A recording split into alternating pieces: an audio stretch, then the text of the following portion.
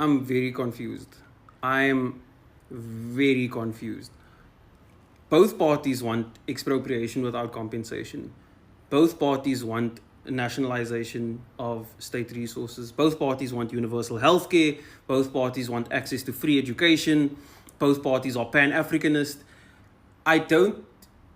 If MK and EFF are political rivals, I understand that, but I don't see how a party that wants so many of the same things can be the most immediate enemy. It's very confusing to me right now. Because if you think back to the whiteboard I did when I was doing the manifestos, I said even there, at least economically, MK and EFF align, and now MK's constitution is more inclusive. So if they align even more now, so I don't understand. I'm very confused. I genuinely am. I had to make this video over 2 or 3 times. There are so few parties who are unapologetic in what they want for the majority of people. There are so few parties who have the boldness to say expropriation without compensation, free education, free healthcare, etc. There are so few parties that are unapologetic in their approach there. Biko keeps speaking about, Steve Biko in his book I Write What I Like, he keeps speaking about the union of the black majority and the splitting of the black vote and how damaging that is for society.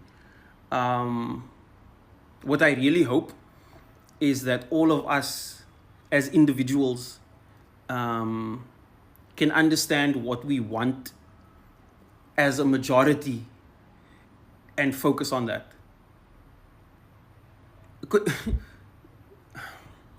In the podcast with Zizwele, I said that it's easy to pick on the GNU because they get so many things wrong. It's easy to pick on them because one day they're telling Alan Zille to leave, the next day they're saying everything's going to be fine.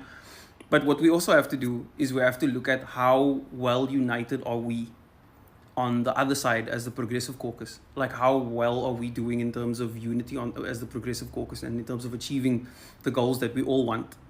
And right now it's not looking very good, so we need to get our act together. This is not fun to watch. We don't have the luxury of having these kind of debates and battles because again, so few parties want things that benefit the majority unapologetically. So few parties are actually willing to say they are anti-imperialist. So few parties are willing to say that they are pro-Palestine and say that they are against is not real.